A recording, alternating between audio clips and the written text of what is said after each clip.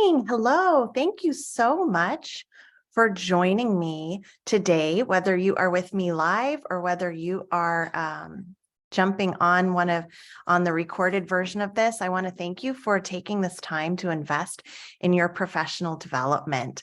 Today, I'm going to talk about social emotional coaching in special education.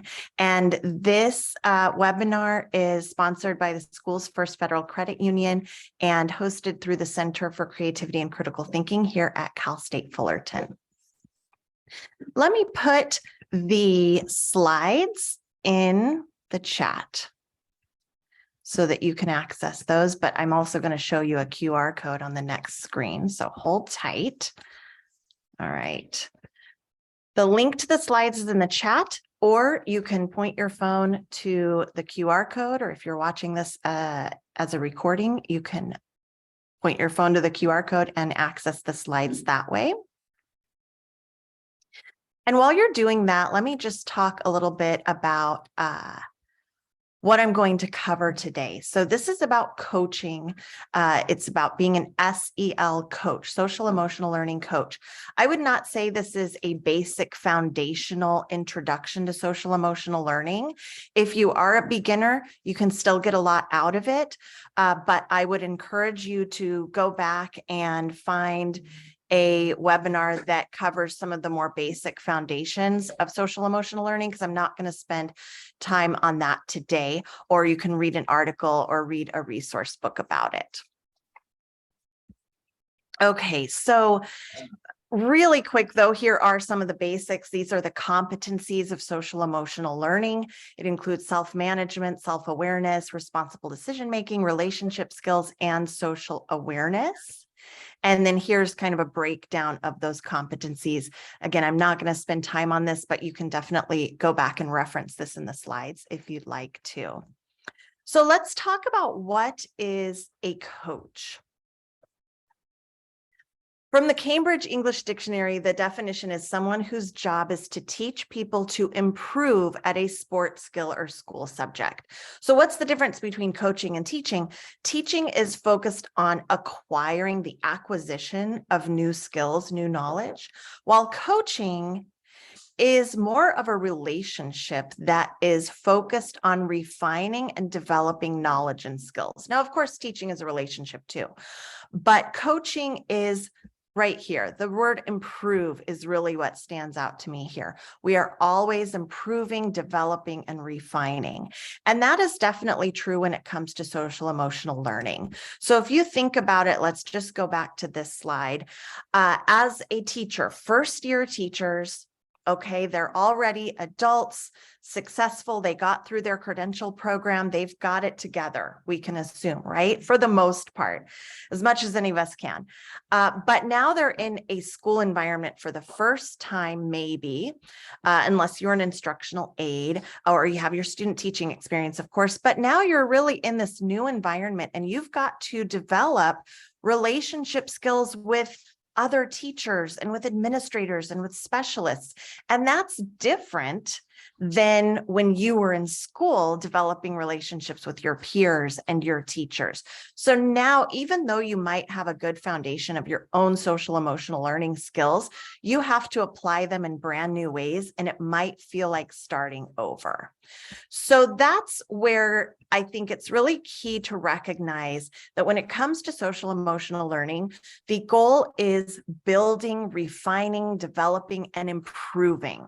Do not expect your first graders or your sixth graders or your 12th graders to master social emotional learning competencies, because we are always learning and growing in this way. So the characteristics of effective SEL coaches, number one, they are aware of emotions in themselves and their students, even when they are at low intensity. Why at low intensity? Because that is your best bet at catching them early, sooner rather than later, so that you can regulate them, whether it's your own emotions and regulating them when they're at a low intensity before you lose your temper, or with your students, helping them regulate when you just notice something's a little bit off about them. You're going to step in and help them regulate before it gets out of control. That's going to help your students recognize their own emotions at a lower intensity so that they can regulate them sooner rather than later. Also, they use emotions, emotional moments as an opportunity to connect and teach effective regulation instead of shaming a student for emotional outbursts. So they see these as opportunities rather than crises. Sometimes it might be a crisis, but the vast majority of these moments can be opportunities. They can see things from a student's perspective and validate how the student feels. So we might be thinking in our own adult perspective, geez, this is not a big deal. They are making such a big deal about it. But then an effective coach is going to recognize, all right, you know what? This child is 8 years old. Their brain is not developed yet. They're 17 years old. Their brain is not finished developing yet. And this is a big deal to them. And they don't have the skills yet to regulate as much as I would like for them to. They're on their way, or they're not there yet. When a student expresses emotions, they verbally label them. That helps the student learn how to label their own emotions, and they problem solve with the student. They set limits, discuss goals, find strategies to deal with the situation that caused the negative emotion. So I'm going to first talk about getting in the right mindset to be able to do this effectively. Then I'm going to tell you the steps of social emotional coaching. And then I'm going to give you an example on how to apply those steps. And by the way, if you have questions, feel free to put them in the chat. And when I get a moment, I'll check in at the chat. And otherwise, you can save your questions for the end and ask them out loud or in the chat. Let me just post those slides one more time, because I know we had a few people pop in after I posted them. All right. Okay, so a few findings. So like I said, I'm going to talk about getting into the right mindset so that you can be really effective as an SEL coach. And that requires that you are working on your own SEL skills.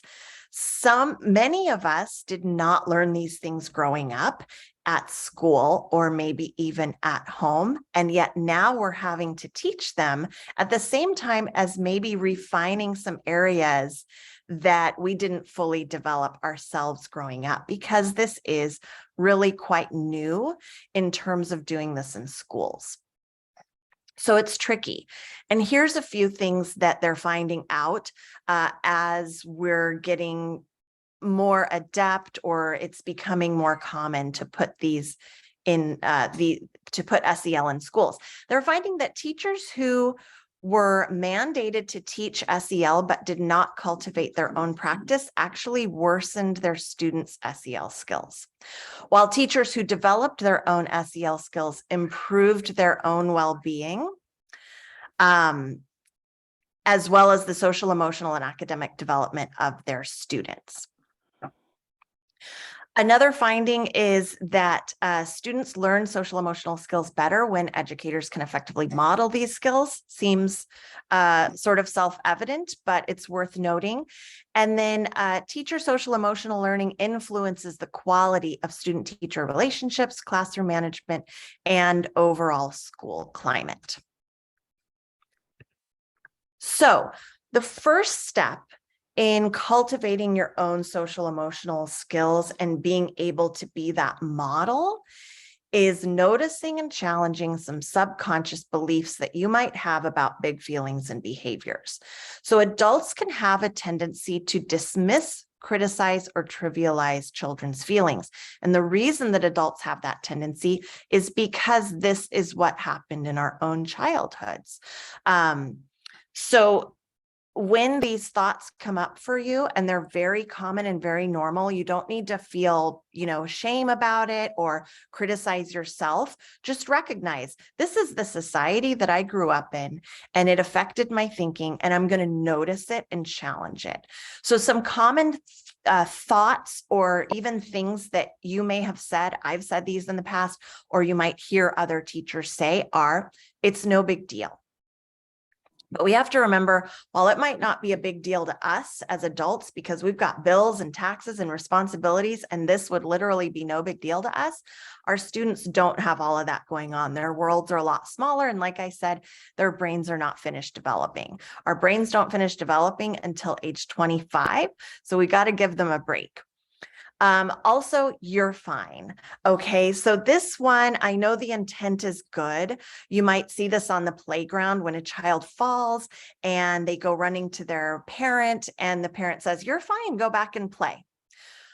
That's by itself probably not going to damage anyone. But when you look at it a little bit closer and you really analyze what that's saying to the child might physically be fine, no cuts or scrapes, but they got scared. They got a really scary feeling when they fell. And so by telling them you're fine, it is in a way dismissing that fear that they felt and teaching them to dismiss their own fears. So they got scared, they fell and they got scared. They ran to their caregiver for support and for soothing, but instead we're told you're fine, go back and play. So another way to handle that would be to say, hey, you're safe. I like that better. You're safe, but let's check you out. Are you okay? Did you get hurt? Did you hurt your elbow? Let's check you out. Okay. I don't see any scrapes. How do you feel? Was that scary? You got scared. Oh man, it is scary to fall. Do you want a hug, or do you want to sit with me for a moment?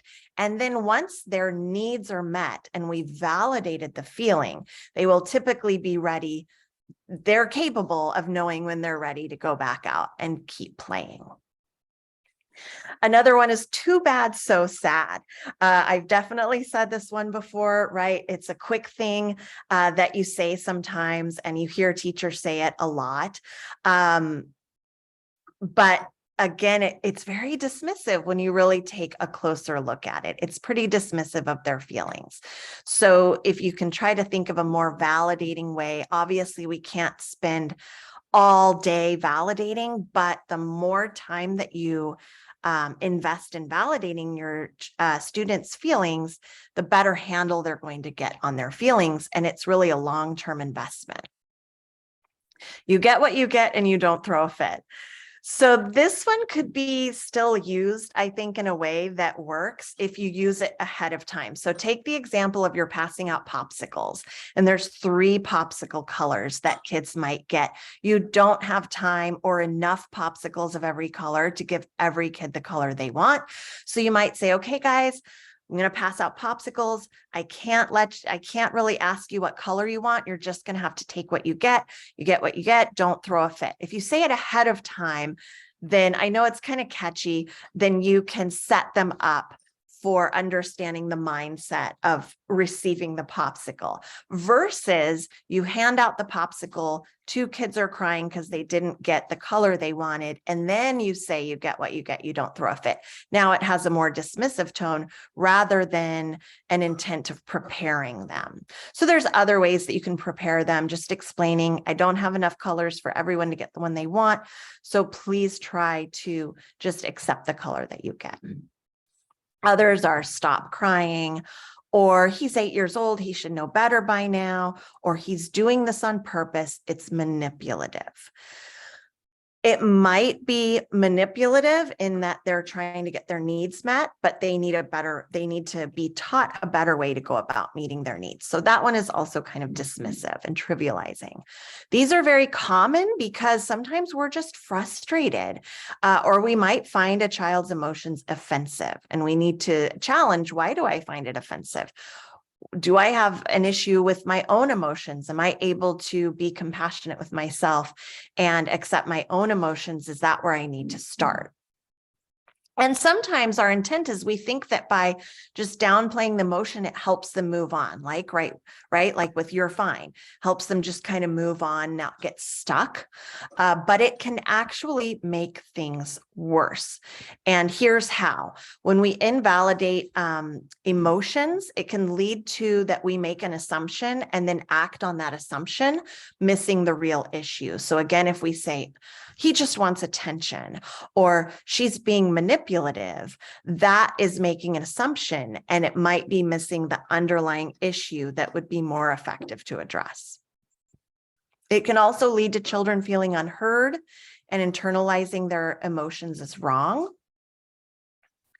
And suppression of emotions can later manifest as anxiety or depression, an inability to focus, an increase in behavior problems, or projection of pain onto others.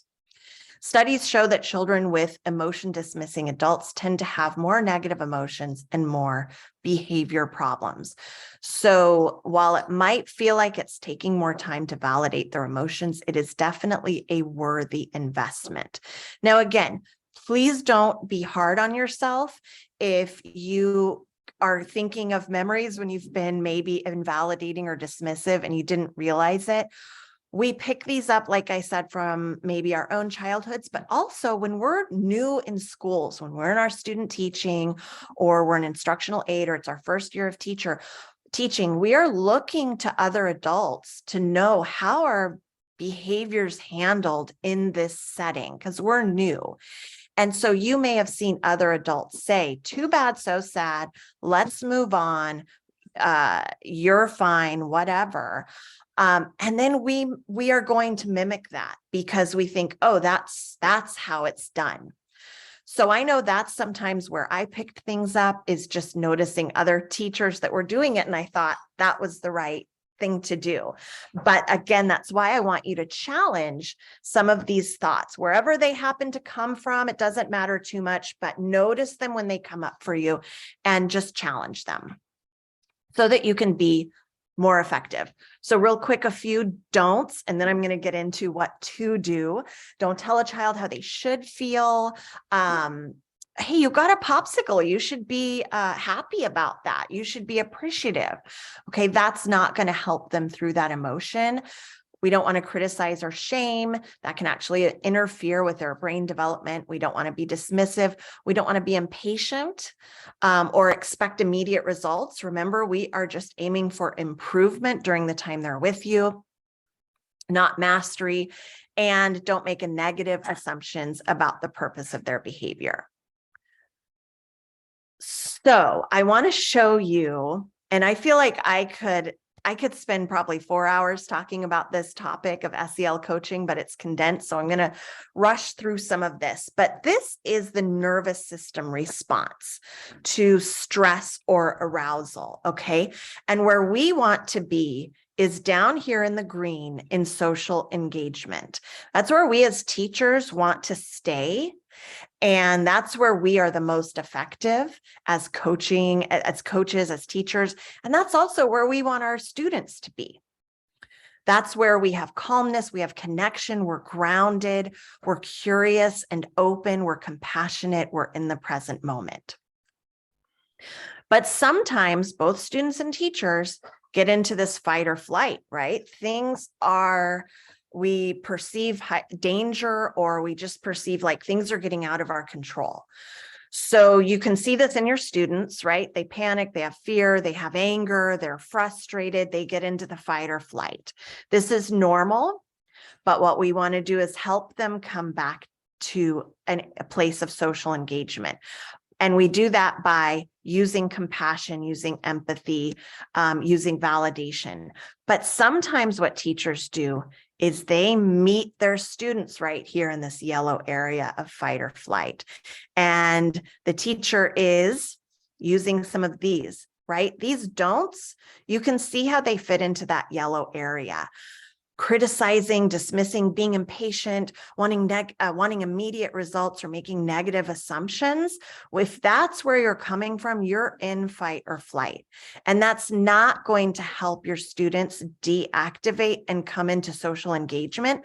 What it's going to do is push them up into freeze, where they are now feeling shame. They might be shutting down. They feel hopeless. They feel depressed. They feel bad about themselves. And the mistake that teachers can make sometimes is, see, it worked. I nipped it in the bud, and now they are compliant. So if a teacher is always coming from here, or often coming from here, at least in response to student behavior, but there are some teachers you've probably seen that are always right here. They might seem like they have it in control, but they are acting out of a fear of being out of control. And so they are saying things like, I don't put up with that. I nip it in the bud because I want compliance. And their students might be compliant, but that's only on the surface. Underneath the surface, they are up here. And that is not conducive to the best learning. A better goal than compliance is connection and cooperation. And that's what happens here in social engagement. My experience as a teacher, I went to a lot of different trainings and a lot of different behavior trainings, and I will say I got pretty good at keeping calm and staying compassionate. I was also a psychology major as an undergrad, so I was always trying to work from that empathy angle. So I really focused on keeping myself here. And what I noticed when my students were having big feelings and big behaviors, and they were up here, and another teacher came by and saw me cool, calm, and collected, sometimes they interpreted that as though I didn't have it under control. And they would try to intervene and teach me how to be stricter and how to be harder on the students, when I really knew exactly what I was doing. I was absolutely in control. I was not meeting students where they were at. I was doing everything I could to help them deactivate and come meet me where I was at. So you might have that experience too, because teachers who are often in this area, this stresses them out. This seems like a lack of control. So you might find yourself getting a little bit judged for doing the right thing sometimes. And I want to encourage you to keep doing the right thing.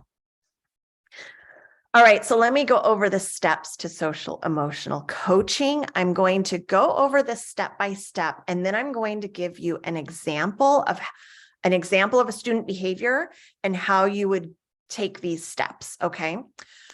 So number one, notice emotions in self and students. That's the first step to being a social emotional coach. Whether you are responding to a student behavior, or maybe you're teaching social emotional learning in a proactive way through a lesson or a book. What you want to first do is notice and allow yourself and your students to feel your emotions, feel their emotions, okay? Allow the emotions. Don't get in fight or flight and try to shut it down. You've got to notice it and allow it. This allows you to co-regulate effectively.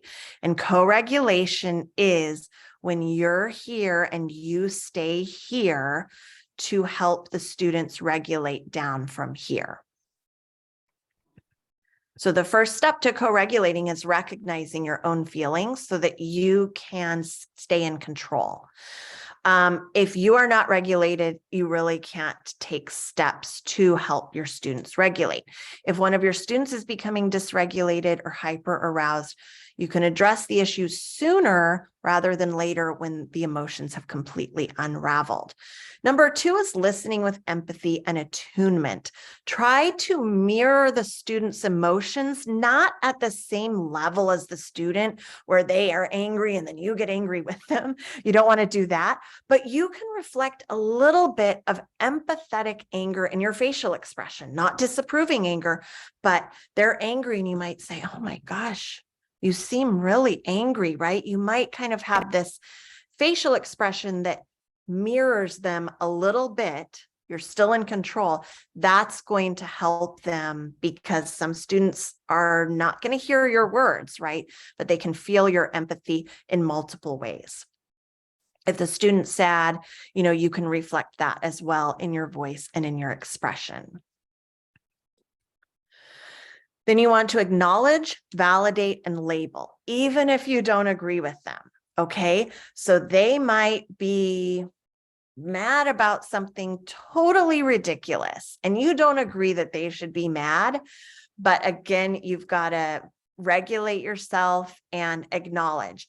It looks like you're mad because recess is over. It makes sense that you would feel angry or disappointed. Recess is so fun. That's how you're going to validate. So acknowledge, it looks like you're mad because recess is over. Now that gives them a chance to correct you, because maybe they're saying, no, it's because so-and-so took my shovel or whatever. Oh man. Okay. That makes sense that you would feel angry that someone took something from you.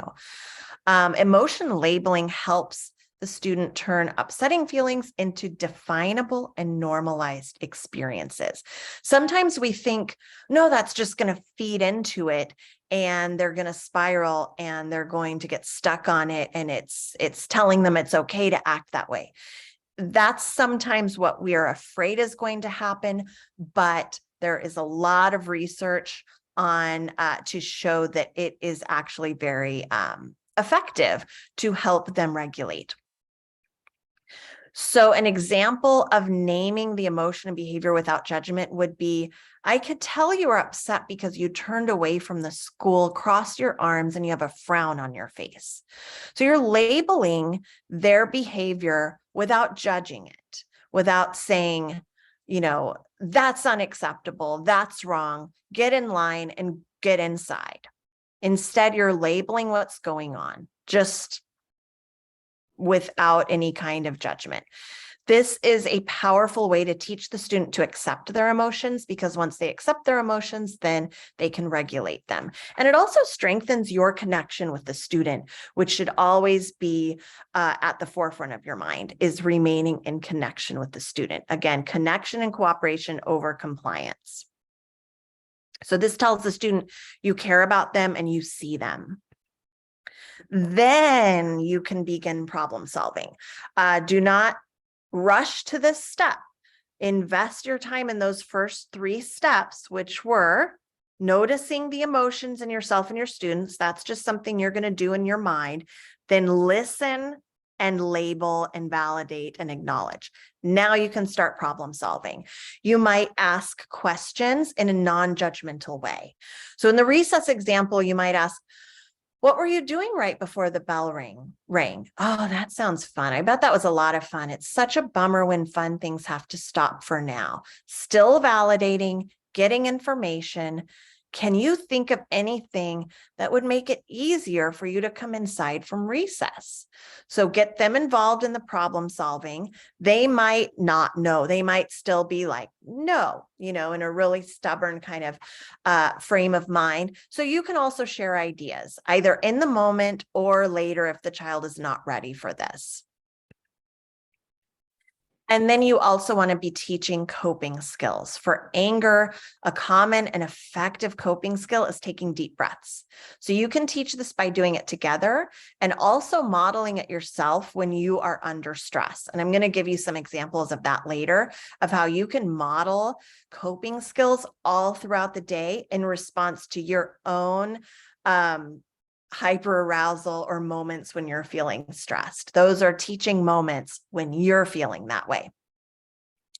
And then reappraising is also effective. So this is teaching students how to reappraise the situation. It's different from a quick, you're fine. It looks like, I can feel sad about this, but it doesn't have to ruin my day.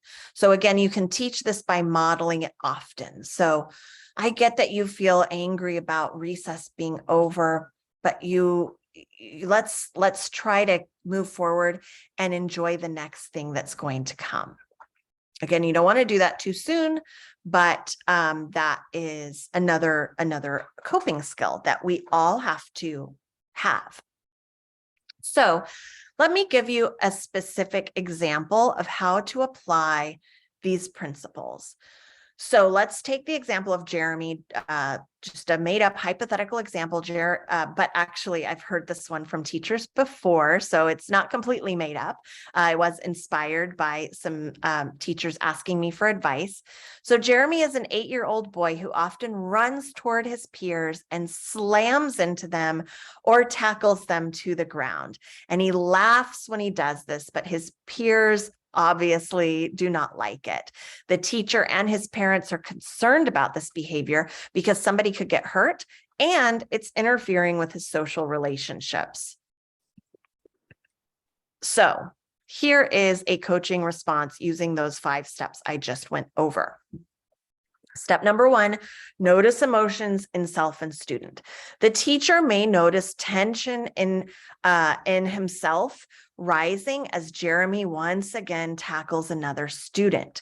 So the teacher notices some tension and worried that someone could get hurt. The teacher feels frustrated and angry that Jeremy keeps doing this even after he's told him not to. The teacher notices a strong desire to punish Jeremy, so he learns a lesson.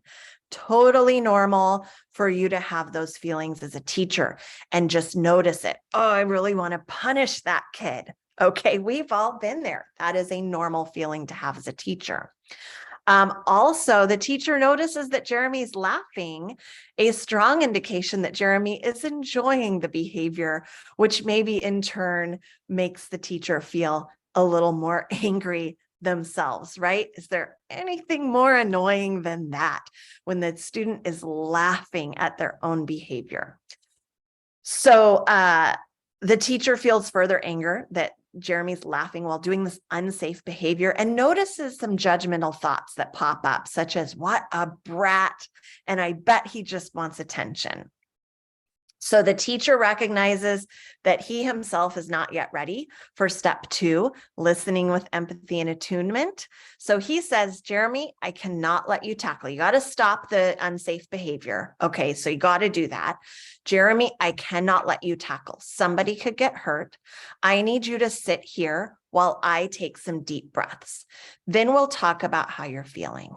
You can squeeze this big pillow until I get back, and Mrs. Klein will be here to make sure you're safe. So any other distraction that might work for a couple minutes, it's hard, right? On the fly, and you're feeling kind of, worked up about this, but that's what we have to do sometimes, is just, how can I keep this child safe so that I can regulate for just like a minute of deep breathing? Okay, this is excellent because you're stopping the negative behavior, stopping the unsafe behavior anyways, and you are modeling that you're going to regulate yourself. So the teacher steps away for a minute, 2 minutes of deep breathing, whatever is feasible, shows himself compassion in dealing with this stressful event, challenges assumptions he's having about the student's behavior, such as he should know better, he's being a brat, and reminds himself Jeremy's attempting to meet his need for something. It could be social interaction or large motor input. Okay, those would be my first 2 guesses.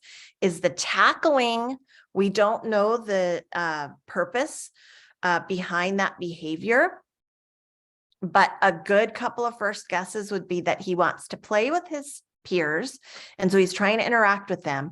Or it could be kind of an OT issue where his body is seeking some large motor input, and that's how he's going about it. So the teacher gets in a better mindset.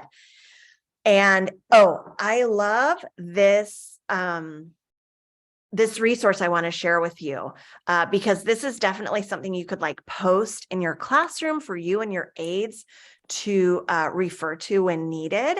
It is from Wholehearted School Counseling. I follow them on Facebook. They give away a ton of free printables all the time. They'll say, we're giving away this free printable, just like message us and we'll send it to you.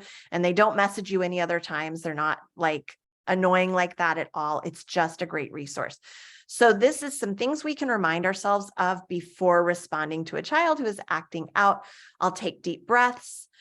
I'm the adult. I'm the captain of this ship. They're doing the best they can given the skills and resources they have right now in this moment. Their brain is not fully developed yet. They're protective brain is directing them right now, and I choose to respond with kindness and compassion.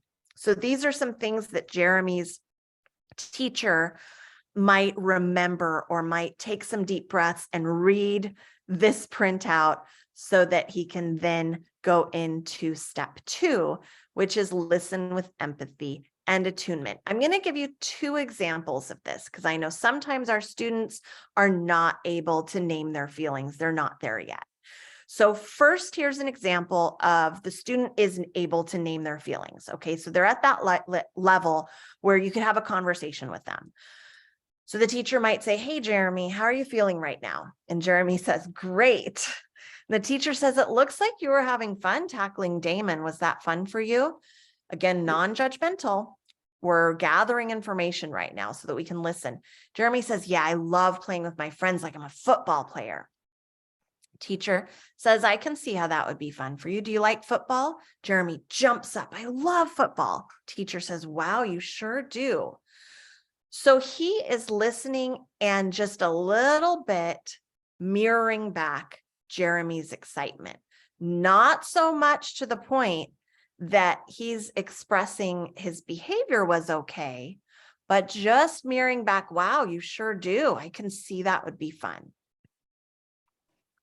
Teachers, here is an example of if Jeremy is not able to name the feeling. So teacher says, "Hey, Jeremy, how are you feeling right now?" And Jeremy just shrugs. The teacher says, "Well, when you tackled Damon, you were laughing. That tells me you were having fun. Were you having fun trying to play with Damon?" Jeremy says, "Yeah." Teacher says, "It is fun to play with our friends. Do you like to tackle or play rough sometimes? Does that feel good to your body?" And Jeremy says, "Yeah." So the teacher's kind of throwing it out there. Maybe it's a motor issue. So acknowledge, validate, and label. Step 3, the teacher says, "It is fun to play with friends, doing something that you love like football. And it's fun to do things that feel good to our bodies." And then Jeremy says, "Yeah, football's so fun. And I want to be Damon's friend. I want to play like the kids at recess who play football." Teacher says, "I could tell you were having fun because you were smiling and laughing." So just labeling. We're not problem solving yet. And that's the next step.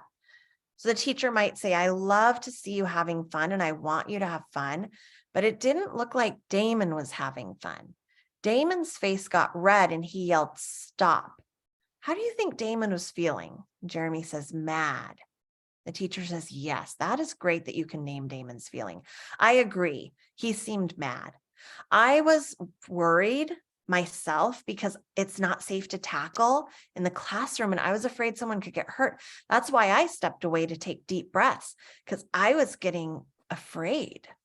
So this is a different approach to trying to instill some empathy in Jeremy. Sometimes what I see is something like, Did you see Damon? Damon, that hurt Damon. You should feel bad about this. You need to apologize." And when teachers take that approach, they think that they're teaching empathy. But again, you can tell they're coming from fight or flight. The student's going to shut down. Forced empathy, forced apologies are not very effective. A better way is just this labeling, and let's start the problem solving. So we're still in the problem solving phase. Right now, we just talked about what was going on. We validated Jeremy's feelings. Now let's explicitly break down what was happening between Jeremy and Damon and the teacher. So now the teacher says, "Next time you want to play with a friend, what do you think might help you do that in a safer way?" And Jeremy says, "Not tackling." Teacher says, "Yeah, definitely not tackling. We've talked about that, right? But I still want you to have fun with friends. Is there anything safe you can think of that you could do in the classroom to have fun with friends when you get that urge?" So again, we are addressing the underlying need.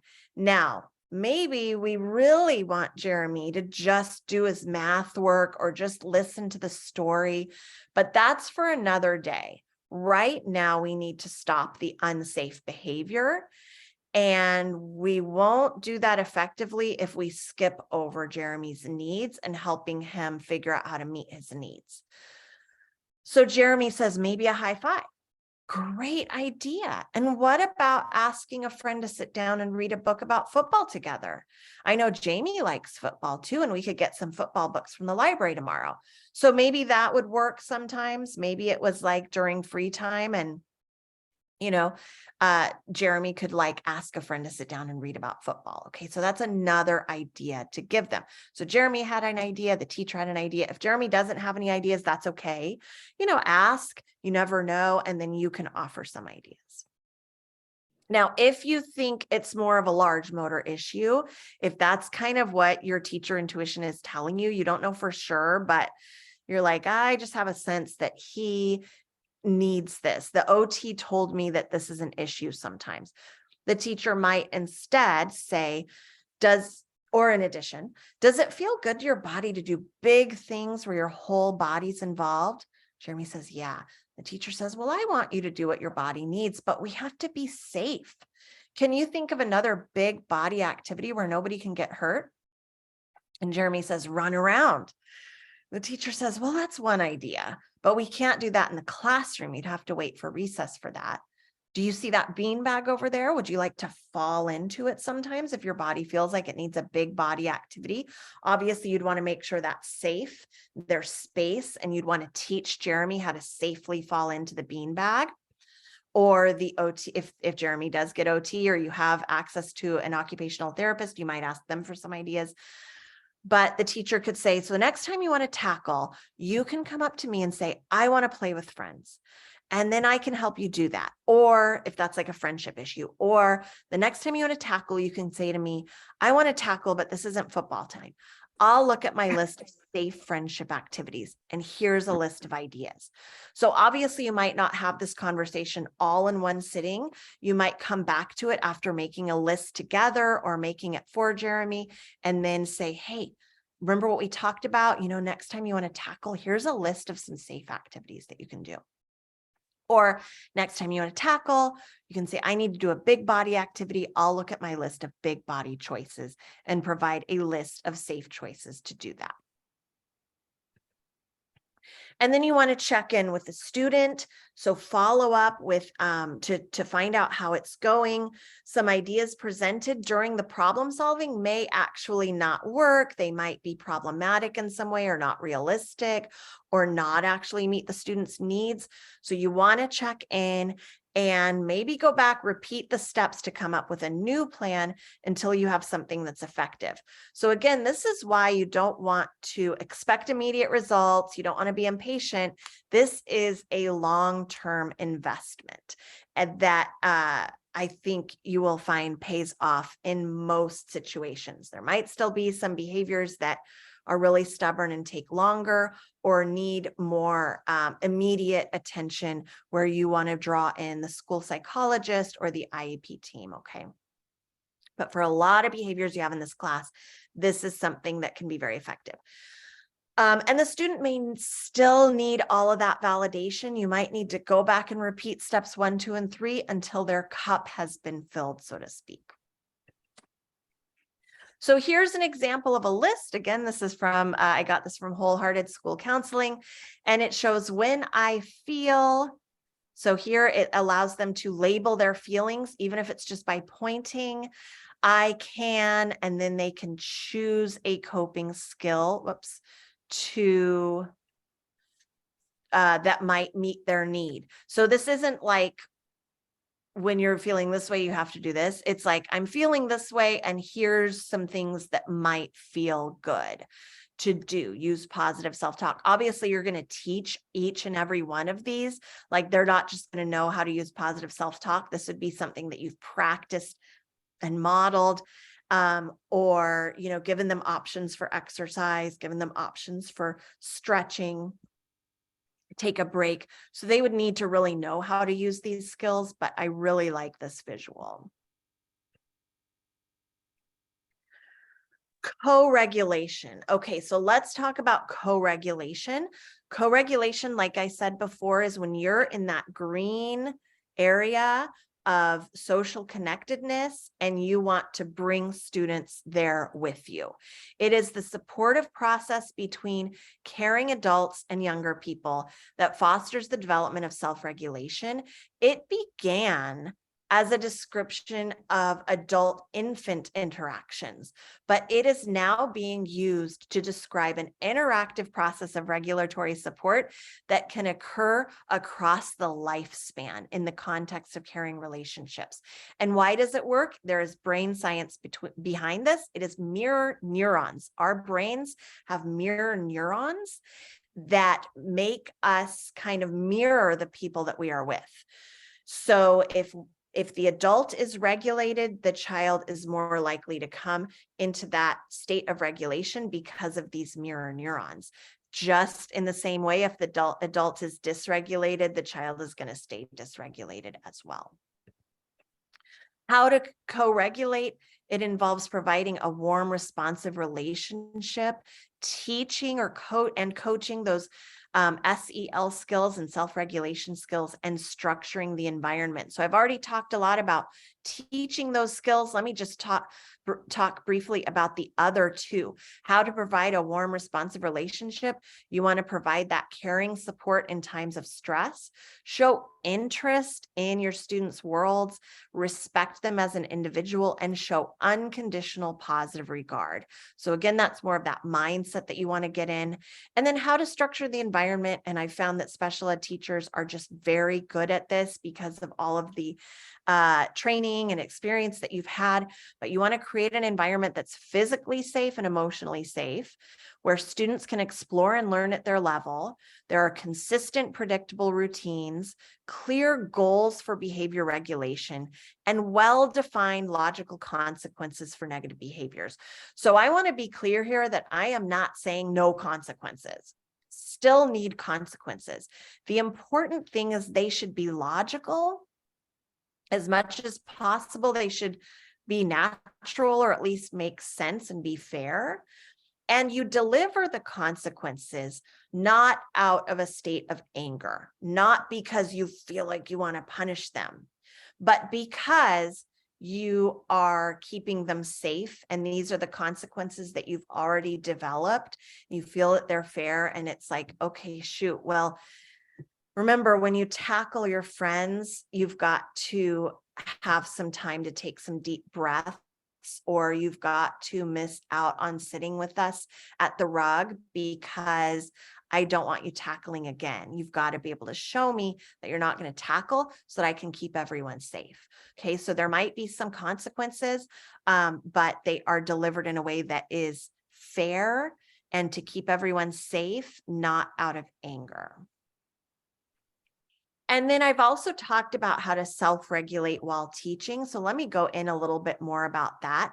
You want to use the skills that you're teaching. Observe your own feelings during stressful times. Pay attention to those thoughts. Resist judgment. Stay curious. Question your more negative beliefs, and use strategies to self-calm and respond effectively and compassionately.